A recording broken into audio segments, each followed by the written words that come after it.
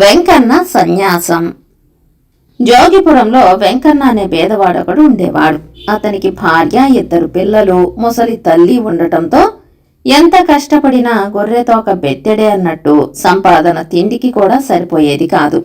ఆ విధంగా అతను నానా కష్టాలకు లోనవుతూ ఇక లాభం లేదని సన్యాసం పుచ్చుకోదలచి అడవిలో ఉన్న ఒక సన్యాసుల మఠం కేసి బయలుదేరాడు. వెంకన్న విచారంగా తలవంచుకుని అడవి మార్గాన పోతూ ఉండగా మార్గమధ్యలో ఒక డబ్బు సంచి అతని కంటపడింది. అతను సంచి తీసుకుని ఎక్కడ లేని ఉత్సాహంతో, నేను సన్యాసం పుచ్చుకోవడం ఈ చుట్టుపక్కల ఉండే వనదేవతకు ఇష్టం లేనట్టుంది, అందుకే ఆ మహాతల్లి కరుణించి మార్గమధ్యంలో డబ్బు సంచి పెట్టింది, ఇంటికి తిరిగిపోయి ఈ డబ్బుతో సుఖంగా బతుకుతాను అనుకుంటూ పట్టరాని సంతోషంతో వెనుతిరిగాడు. ఆ మరుక్షణం "ఒరేయ్ ఆగు" అంటూ పెద్ద కేక వినపడింది. వెంకన్న ఆగి బెదురుగా తల తిప్పి చూశాడు. కండలు తిరిగిన 2 దొంగలు చేతిలో తళతళ మెరిసే చురకత్తులతో అతని కంటపడ్డారు. వాళ్లు దాపులనున్న ఊళ్ళో దొంగతనం చేసి ఆ డబ్బుతో తమ స్థావరానికి పోతూ దొంగిలించిన డబ్బులో ఒక సంచి చేజారి దారిలో పడిపోయిందని గ్రహించారు. వాళ్లు డబ్బు సంచి వెతుకుతూ వస్తూ ఉండగా చేతిలో డబ్బు సంచితో వెంకన్న కనిపించాడు. దొంగలిద్దరూ వెంకన్నను సమీపించి, నోరు మెదపకుండా ఆ డబ్బు సంచి ఇటివ్వు, మేము ఎంతో సాహసించి నేర్పుగా సంపాదించిన డబ్బును ఉట్టిని దొంగిలించుకుపోదామనుకున్నావా అంటూ గద్దించారు. వెంకన్న వణికిపోతూ డబ్బు సంచిని దొంగలకిచ్చి, అయ్యలారా, ఇది మీ సొమ్మని నేనెరగను, ఎంత కష్టపడి కుటుంబాన్ని పోషించలేక సన్యాసం పుచ్చుకుందామని బయలుదేరాను, దారిలో కంటపడిన ఈ డబ్బు సంచిని నా కష్టాలు తీర్చడానికి ఏ వనదేవత కరుణించి ప్రసాదించిందని పొరబడ్డాను అన్నాడు. ఆ జవాబుకు దొంగలు పెద్దగా నవ్వి, నీ బేదతనం పోగొట్టేందుకు వనదేవత సాయపడుతుందని లేనిపోని ఆశలు పెట్టుకోకు, అదుగో ఆ రాళ్లగుట్ట మలుపు తిరిగావంటే సన్యాసుల మఠం కనపడుతుంది, వాళ్ళీసరికే పొట్ట చేత పట్టుకుని ఓళ్ల వెంట భిక్షాటనకు బయలుదేరి ఉంటారు, పోయి వాళ్ల గుంపులో చేరు అంటూ అక్కడి నుంచి వెళ్లిపోయారు. దొంగల మాట వినగానే వెంకన్నకు సన్యాసులంటే ఏవగింపు కలిగింది. తనకు వ్యవసాయ పనులు తెలుసు, కాయగూరలు పండించటం తెలుసు, అలాంటి తాను సంసారం మోయటం భారంగా ఉన్నదని ముసలి తల్లిని, కట్టుకున్న భార్యను, కన్న పిల్లలను వదిలి సన్యాసుల వెంట జోలు కట్టుకుని తన ఒక్కడి తిండి కోసం ఊళ్ళు తిరగటమా, చి అనుకుంటూ గబగబా నడిచి ఇల్లు చేరాడు. వెంకన్న తల్లి కొడుకు ఏదో విచారంగా ఉండటం గమనించి, ఏరా వెంకు, ఏం జరిగిందేమిటి అలా ఉన్నావు అని అడిగింది. వెంకన్న దాచకుండా జరిగినదంతా తల్లికి చెప్పాడు. ఆమె వాణ్ణి ఓదారుస్తూ, ఆఖరు క్షణంలో ఏ దేవుడో నీకు మంచి బుద్ధి పుట్టించాడు, ఆ సన్యాసులు ఎలా బతుకుతున్నారనుకున్నావు, మనబోటి గృహస్థులు జారి కొద్దో ధర్మబుద్ధితోనో వేసే పిడికెడు మెతుకులతో, అయినా పుచ్చుకునేవారికన్నా ఇచ్చేవారికే 10 మందిలో చాలా గౌరవం కదా అన్నది. ఆ సంగతి నాకు మాత్రం తెలీదా ఏం అన్నాడు వెంకన్న కాస్త విసుగ్గా. వెంకన్న తల్లి ఒక క్షణం ఆగి, తెలుసుండే సన్యాసుల్లో కలవపోవటం బుద్ధిగల పనేనా, కష్టమో సుఖమో మరి 4-5 ఏళ్లు ఓపిక పట్టు, నీ కొడుకులిద్దరూ ఈడువాళ్ళవుతారు, వాళ్ళు నీకు సాయంగా పనిపాటుల్లో కలిసొస్తారు, ఆ తర్వాత సంసారం సుఖంగా సాగిపోతుంది అన్నది. కథ సమాప్తం. ఊహా సుందరి. సోరసేనపు నగరపు యువరాజు ప్రదీపుడు చాలా అందమైనవాడు, బుద్ధిమంతుడును. అతనిలో ఒకే లోపం ఉండేది, అదేమిటంటే అతనికి ముక్కు మీద కోపం ఉండేది. అతి స్వల్ప విషయాలకు కూడా వ్యథ చెందేవాడు. ప్రదీపుడికి యుక్త వయసు వచ్చాక అతని కోసం చుట్టుపట్ల ఉన్న రాజకుమార్తెలందరి పటాలు తెప్పించారు. అయితే అతనికి వారిలో ఏ ఒక్కరూ నచ్చలేదు. నిజానికి అతని మనసులో చాలా కాలంగా ఒక ఊహా సుందరి ఉన్నది. అలాంటి కన్య దొరికేదాకా అతను పెళ్లాడదలచలేదు. ఏ రాజకుమార్తె చిత్తరువు చూసినా ప్రదీపుడు, నేను పెళ్లాడదలచిన కన్య ఇలా ఉండదు అనేవాడు. అతను అస్తమానము అదే మాట అనడం విని విని రాజుకు విసుగెత్తిపోయి, నీకు కావలసిన కన్యను నువ్వే వెతుక్కో అన్నాడు. ప్రదీపుడు కొద్దిమంది పరివారాన్ని వెంటబెట్టుకుని దూరదేశాలకు ప్రయాణమయ్యారు. ఎన్ని 100 యోజనాలో తిరిగినా అతనికి కావలసిన కన్య ఏ రాజభవనంలోనూ కనిపించలేదు. ప్రాణం విసిగి అతను తిరుగు ప్రయాణమై వస్తూ ఉండగా ఒక గ్రామంలో ఒక సంత తగిలింది. సంతలో అనేక వినోదాలు వింతలు ఉండేవి. వాటిని చూసి ఆనందించటానికి ప్రదీపుడు సంతకు వెళ్ళాడు. అక్కడ ఒక దుకాణంలో ఒక చిత్తరువు కనిపించింది. దాన్ని చూస్తూనే ప్రదీపుడు స్తంభించి నిలిచిపోయాడు. ఎందుకంటే ఆ చిత్తరువులో ఉన్న స్త్రీ ముమ్మూర్తులా అతని ఊహాసుందరే. అతను ఆ దుకాణం వాణ్ణి, ఈ బొమ్మ ఎవరిది, లేక ఇది ఊహా చిత్రమా అని అడిగాడు. ఇది కోటనగరపు రాజకుమార్తె చిత్తరువు. దక్షిణ దేశానికి వెళ్లిన ఒక చిత్రకారుడు కోట సంస్థానానికి వెళ్లి అక్కడి రాజకుమార్తె బొమ్మ వేశాడట. అది తన కుమార్తె అంత అందంగా లేదని ఆ రాజు దాన్ని నిరాకరించాడట. బొమ్మ చక్కగా ఉన్నది, అందుచేత నేనా చిత్రకారుడి దగ్గర కొన్నాను అన్నాడు దుకాణదారు. ప్రదీపుడు ఆ చిత్తరువును దుకాణదారు చెప్పిన ధరకు కొని సాధ్యమైనంత శీఘ్రంగా స్వదేశానికి తిరిగి వచ్చి చిత్తరువును తన తండ్రికి చూపి, ఈమె దక్షిణ దేశంలోని కోటనగర రాజకుమార్తె. ఈమెను నేను పెళ్లాడ నిశ్చయించాను. మిగతా ఏర్పాట్లు మీరు చెయ్యండి అన్నాడు. రాజు తన ప్రధానమంత్రితో సంప్రదించాడు. కోటనగరం చాలా దూరాన ఉన్నది.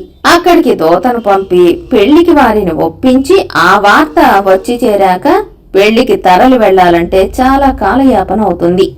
అందుచేత రాజపురోహితుణ్ణి పంపి రాయబారం సానుకూలమైతే ప్రదీపుడి కత్తికి కోట రాజకుమార్తెకు పెళ్లి చేసి ఆమెను తెచ్చేటట్టు ఏర్పాటు జరిగింది. రాజపురోహితుడు ప్రదీపుడి చిత్తరువును తీసుకుని కోట నగరానికి వెళ్లాడు. కోటరాజు ఆయన కుమార్తె మంగళ కూడా పెళ్లికి సంతోషంగా సమ్మతించారు. కత్తికి పెళ్లి జరిగింది. కోటరాజు తన కుమార్తెను పెద్ద సారెతోనూ పరివారంతోనూ అత్తవారింటికి సాగనంపాడు. మంగళ తన చెలికత్తెలతోనూ భటులతోనూ అక్కడక్కడ మజిలీలు చేసుకుంటూ సోరసేన నగరం చేరవచ్చింది. ఈ లోపల ప్రదీపుడికి తన ఊహాసుందరిని కళ్లారా చూడాలన్న తహతహ జాస్తిగా ఉన్నది. అతను సాధారణ దుస్తులు ధరించి తమ నగరానికి కొద్ది దూరంలో మంగళ మజిలీ చేసిన చోటికి వెళ్లాడు. గుడారాల మధ్యగా చెలికత్తెలు తిరుగుతున్నారు. ప్రదీపుడు ఒక భటుణ్ణి సమీపించి, ఏమోయ్, రాజకుమార్తె ఏ గుడారంలో ఉంటుంది, ఆమెను చూడవచ్చునా అని అడిగాడు. ఆ భటుడు ఆకతాయితనానికి, ఎందుకు చూడరాదు, అదుగో ఆ గుడారంలో నుంచి వస్తున్నదే రాజకుమార్తె మంగళాదేవి అని ఒక చెలికత్తెను చూపాడు.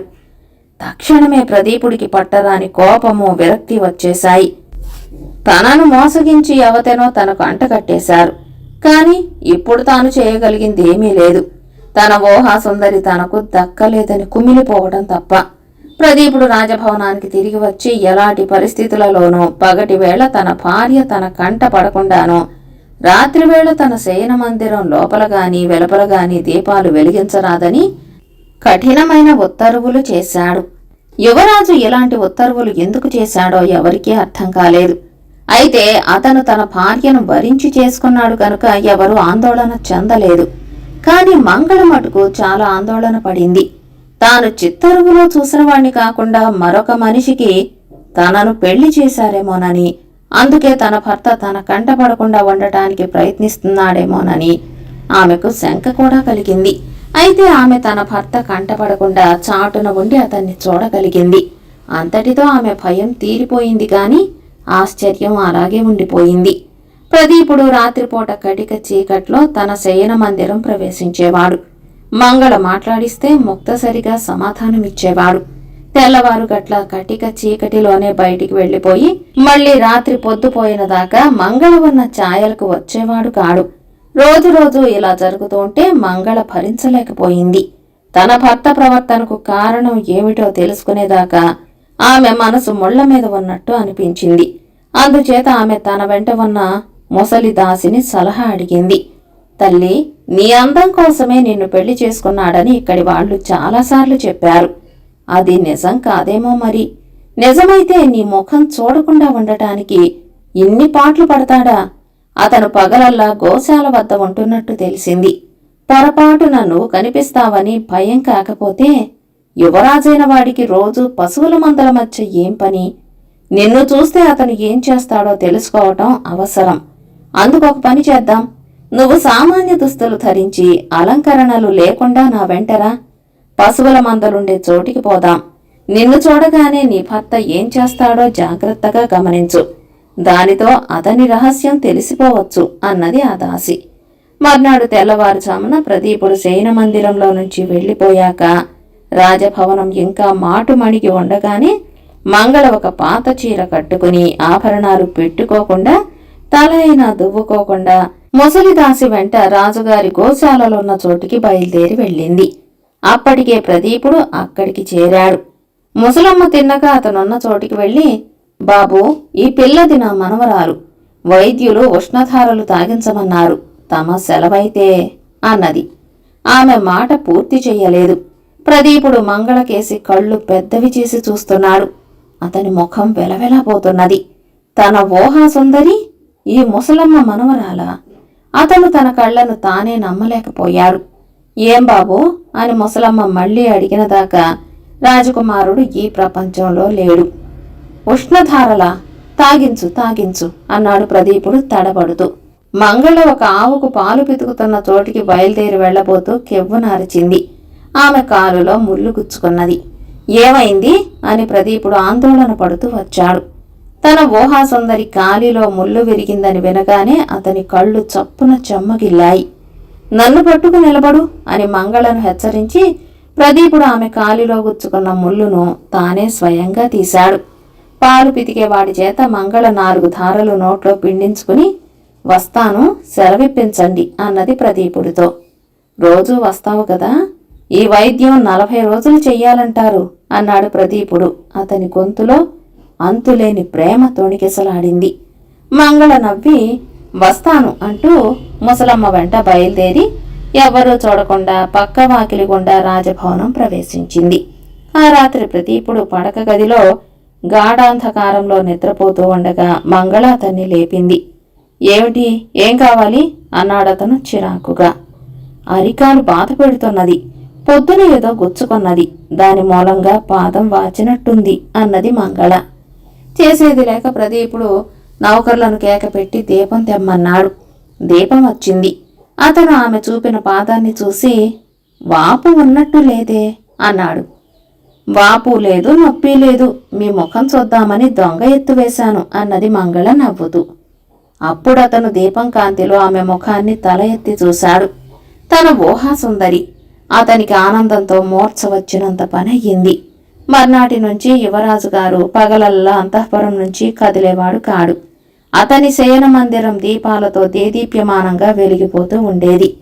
దాని ముందున్న నడవలలో అడుగడుగునా దీపాలు వెలుగుతూ ఉండేవి. యువరాజులో వచ్చిన ఈ మార్పు కూడా ఎవరికీ అర్థం కాలేదు. కథ సమాప్తం.